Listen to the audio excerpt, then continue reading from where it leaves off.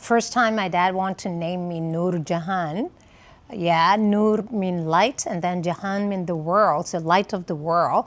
But then the Thai authorities said you can't because this is not a Thai name. Good morning, Hans, and thank you so much for having me. And I guess you want to know a bit about myself, so let me tell you. My name is, as a Thai person, I'm a Thai. I was born and grew up in Bangkok, and first time my dad wanted to name me Nur Jahan. Yeah, Nur mean light, and then Jahan mean the world, so light of the world. But back when I was born, long time ago, my dad wanted to register me with that name. But then the Thai authorities said that the Thai authority told my dad that you can't because this is not a Thai name. So if you want your girl to be a Thai girl, you need to go back and find a Thai name for her. So he didn't say anything much. He went back home and then opened up the dictionary, and then he got the name Kannaporn. Happened to suit me well because I was born with a little stuff like earring on my ears, and then so he went back and he registered me as Kannaporn, which is earrings. So, but at home, dad and mom still call me Nur Jahan. And then Thai people, my dad called me Nur for short. So I told Thai people when I was young that my nickname is Nur, but Thai people cannot roll the R, so they said Nood. So my dad just like, no, I don't want my first daughter to be nude. So he just like, at that time, I don't know, he came up with the name Pam. So he just like, tell them Pam. Your nickname is Pam, so I became Pam. Until now, I am Ajahn Pam everywhere, Khru Pam everywhere I go. So only at home or with friends who can roll the R, call me Nur Jahan because I love that name. I love the meaning, and I love because my dad and mom named me that. Yeah, and then I was born and grew up in Bangkok in a Muslim family. And also I chose to be a Muslim too. So I'm a practicing Muslim because of my dad and my mom, and also by myself. I turned 18 and then I talked to dad, and then dad just like, you have to decide for yourself. And then he gave me, and then even I'm a long time, when the first time Thai Muslim learned about hijab, this is what we call hijab or veil. I asked my dad that, Dad, do I have to wear it? I will look weird from my friends and stuff. And then he said, decide for yourself. And then he handed me, again, Quran and then Hadith.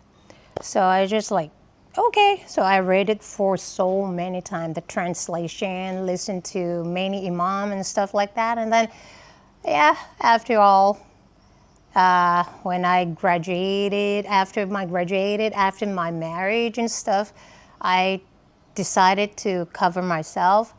People love to ask me that, oh, your dad or your husband forced you to do that? So I just like, do you think Pam is easy to be forced?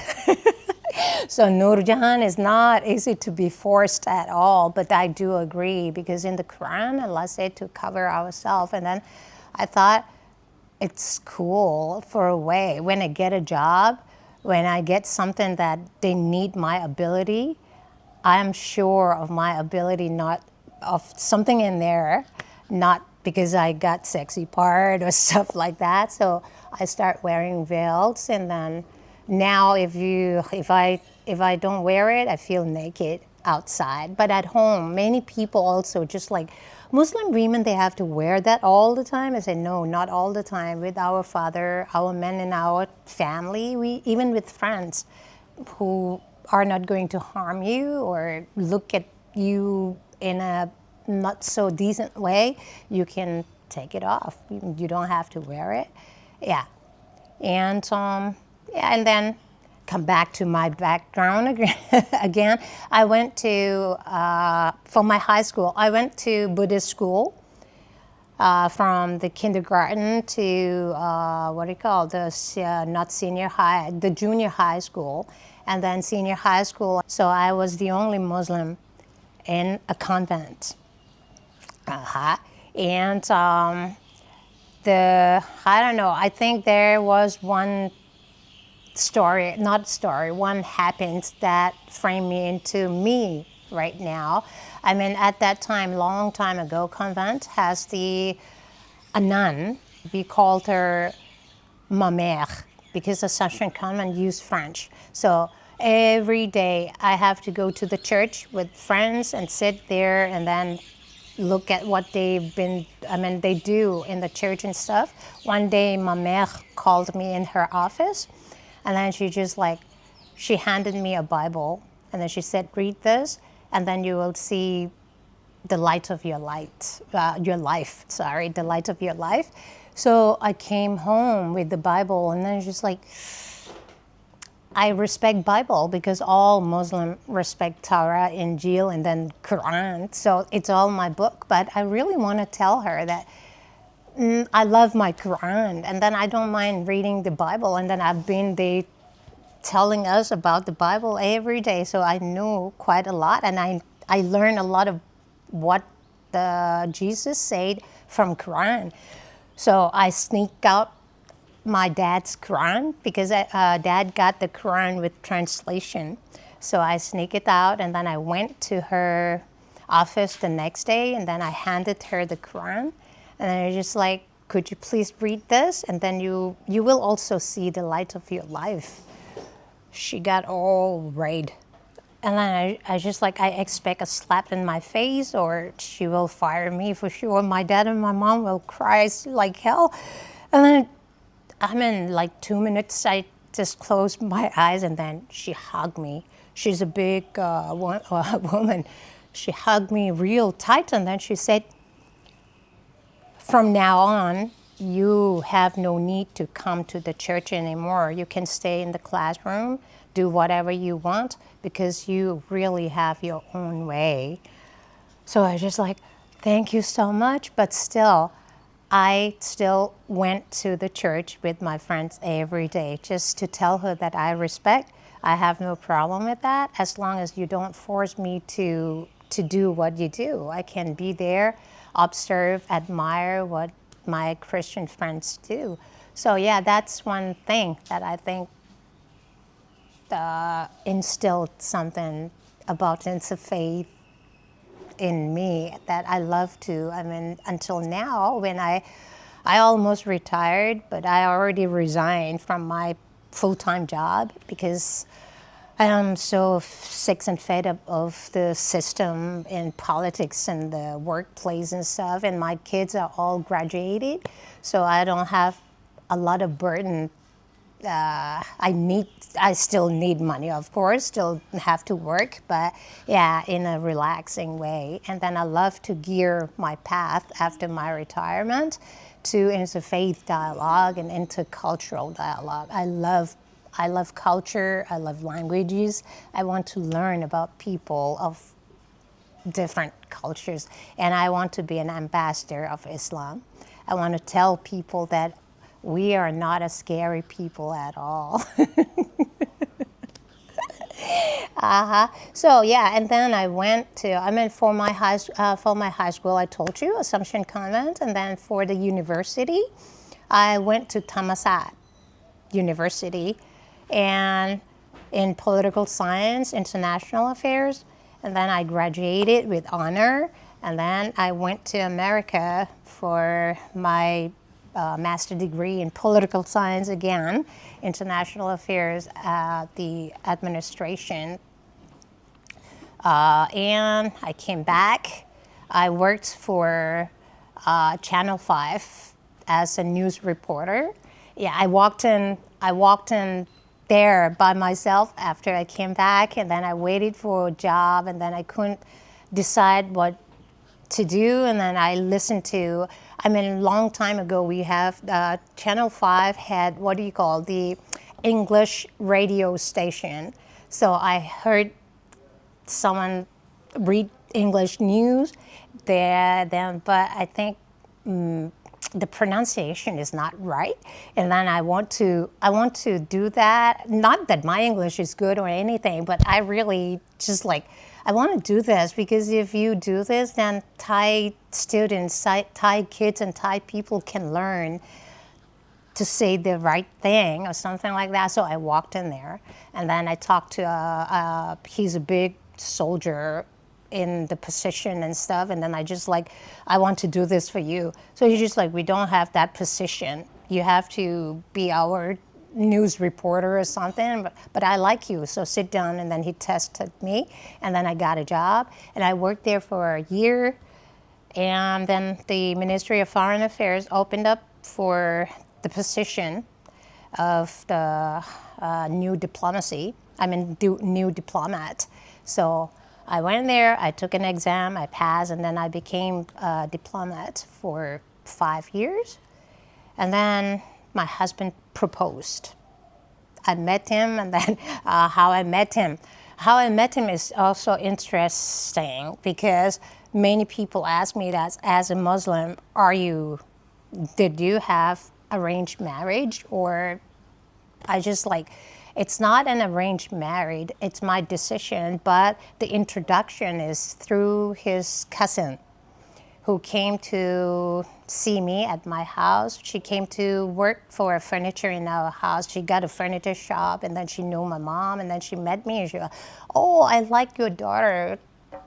She has someone or whatever, and then she introduced me to my husband, and then, yeah. So after 2 years, he proposed, and then the ministry was about to post me out. So I just like, what to do? Yeah, because why marry if you just like have to be not at the same place or something like that? So I talked to my dad, who is very proud. The first civil servant in my family, the whole family, especially for the Ministry of Foreign Affairs. So he was so proud. He loved to tell people that, oh, Nur Jahan is not home, she's somewhere, blah, blah, blah. So I told him that I really love the job at the ministry, but I don't like the system. I don't like the thing. When you think one thing, you have to say something else, or you have to do something that you really don't mean it, and I don't like it. And then he said, it's okay. You made me proud for 4 or 5 years already. Now you are not mine. You belongs to, because in Arabic we said I'm Yunus Amana, but not belong, like he doesn't own me. But yeah, so he just like, ask your husband, whatever he say, you can go with that. I'm proud enough, I'm happy enough. So I resigned and then moved up to Chiang Mai. That's 30 years ago. I don't have specific moments like a call from God or anything, but I mean, my family, my dad, my mom are Muslim, and they practice it, and then I go along with them. And then when I became teenagers, I can be lazy, but I still do my stuff and then talk to Allah and stuff like that. So I think the one that framed me is the one like I told you about. And also, I mean, when something happened to me, or when I feel sad, I felt, or even when I talk to my Buddhist friend about religions, or we share and stuff like that, it made me respect them, but it made me feel very strong with my belief that, and I really, I mean, when I feel sad, I couldn't find anything better than going to say my prayer and then talk to Allah, and then I feel firm, I feel whole again. So until now, even now, people just like, Ajahn Pam, when we meet you, you smile a lot, you laugh a lot. Have you cried? Have you ever cried in your life? It's just like, of course, every human being. I mean, even now, it's something that still I cry for, or I try to ask God for, but I don't cry with a human being because I don't see the point. but I do cry in my prayer and stuff like that. So I don't have the specific moment that made me decide to be Muslim. Yeah, but when I turned teenagers, some friends moved from their religion to others, and then because they have learned this and this, and then, but one thing that I went to a Buddhist school for some period of time, so I learned a lot about what Buddha taught. I mean, what Buddha teaches, and then also I went to Assumption Convent, so I learned about Christian, what they taught, and then so it's not compare, but it's just like I have knowledge, not full knowledge, but yeah, some knowledge about this, about that, and then about my own religion, and then I feel like, yeah, the more I do the interfaith, the more I feel respect others, and the more I feel assured of my own religion. How can someone practice forgiveness and gratitude in Islam?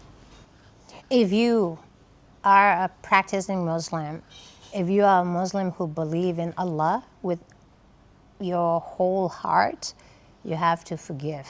You have to respect. You have to deal with things. I mean, justice is the very, honesty is the very things that Quran mentions so many times. Forgiveness is also one in there.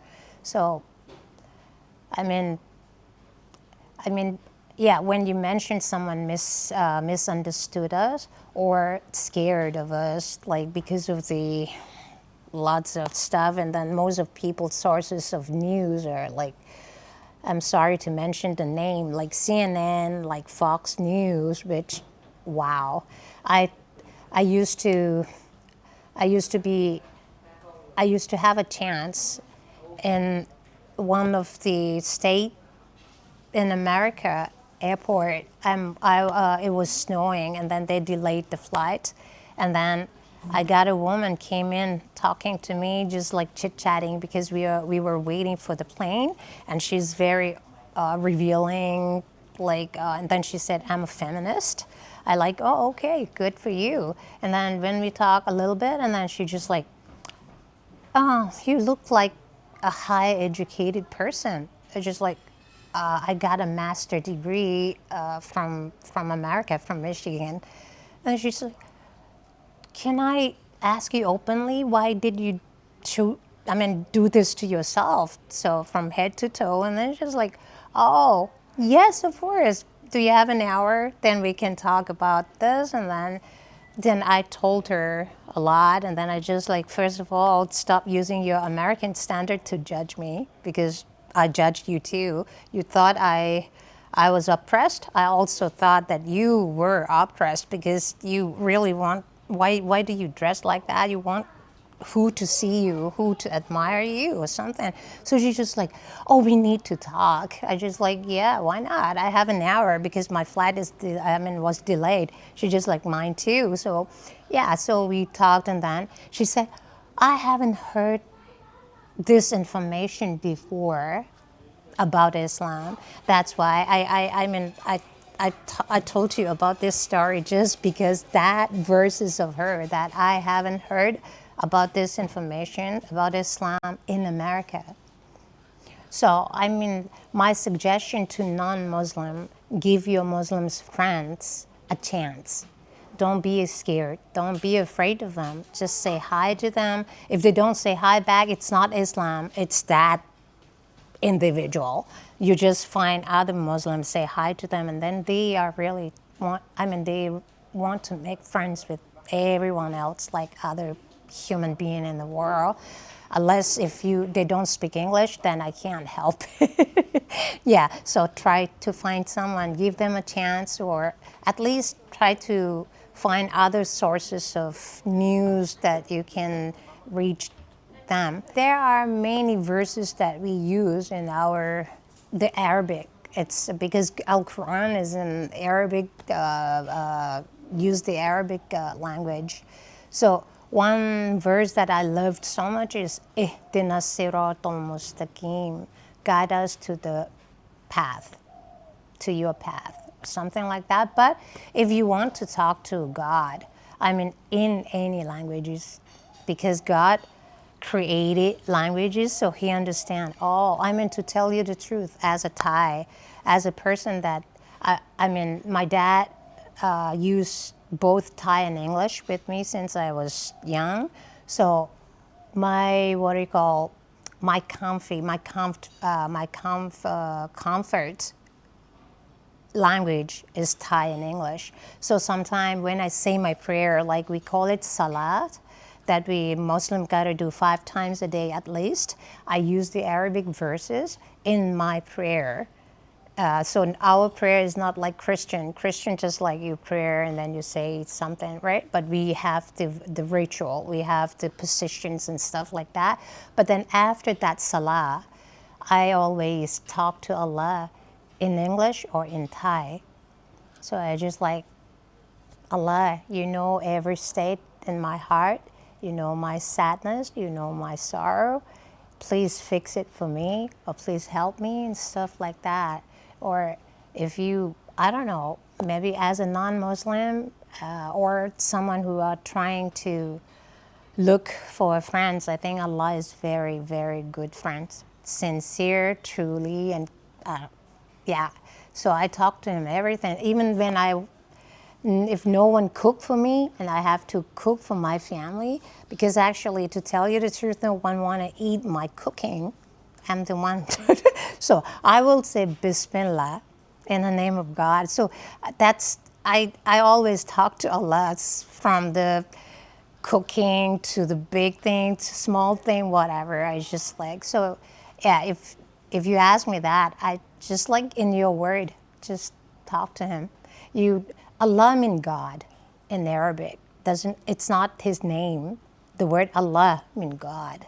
I mean, Arab Christian also call God Allah. So it's not a scary word at all. I can't say it's wrong because that's the nature of human. We always think of the helper or the creator when we need something. But it's not wrong, but you can add up. In Islam, Muhammad sallallahu alaihi wasallam, we believe he is our last prophet after Moses and Jesus, and then Muhammad taught us that when we say dua means prayer, asking, you should ask for this world, the dunya. You should ask for your inner peace. And then you should ask for Akhirat. Akhirat means the hereafter. Because we Muslims believe 100% in the hereafter. That when you died from here, death is not scary unless you are not a good person. Because you have to go back to your creator and then you have to take responsible of what you have done in this world. So Muhammad always just like, Rabbana atina fid dunya hasana wa fil akhirati hasana wa qina adhaban nar. I mean, ask for the goodness in this world and in the hereafter, and please protect us from hellfire. Yeah, that's what we not only focus on what you want in this world, and then because everything in this world is a short time, it belongs to you for a short time, and then you should ask for inner peace. You should ask for, like me, I always ask that Allah please grant me Qalbul Salim wa Rizqul Kareem. Qalbul Salim means a good heart to everyone. I really want to have a good heart. Inner peace. I mean, I'm get older every day, and then the older I am, I ask for more inner peace than properties or whatever. And then when someone wrong us, be patient. That's what Allah said. Allah will be with the patient one. And if you have a Palestinian friend, ask them about that, because I can't imagine myself to forgive someone who do things like they are facing right now, but they never, I mean, from all interview of Palestinians, you will not see them scold whoever put them in struggle, in suffer and stuff like that, but they always say that Hasbunallah wa ni'mal wakil. Allah knows best, and Allah is the best of the affairs manager. So they put that trust in Allah that He knows best. This happened to us, must be something good after this or something like that. So that's one thing. So Muslims are taught to forgive and let go and trust in Allah. So if one thing that Muhammad say, sallallahu alaihi wasallam said that if someone is really bad to you and you want to forgive them, you have to decide, you have to niyat, intention that, okay, I forgive you. And you will have to go back to Allah anyway. You have to answer for yourself. And then make dua for them, pray for them. When someone wronged me, not that hard as war or the bombing or anything, just like with words or with some action that really hurt me. Now it's just like, okay, I don't give a damn. I will let it go, and then I will start saying prayers for them that Allah help them, change them into a better person, and protect me. Yeah, so the forgiveness in Islam is not just like, oh, I have to hug you. No. Allah is the creator and He created us, so He knows us. We can't go unless we are very insincere, not very sincere person, we can do that. We do two faces, just like, oh, I forgive you, and then I stab you in the back or stuff like that. So that's not, I forgive you, okay, I don't say anything, but I'm going to hug you again or not. It depends on your action to me in the future. Some stuff like that. Muslim is that you don't need to be under Islam, but Muslim means a person who submit to God. If you really believe in one God, that's I can't teach anyone because I'm not that guru or what do you call a person who know, but from my experience, and I'm old enough to tell you guys out there that I really cherish the word respect. And I really cherish the word religion. Many people get away from their religions or any religions because they think religion causes problem, which I don't think so. If you are in the middle path and you take, everyone believe in their religion and do according to what their religion teaches, the world will be in a better place to live, to enjoy.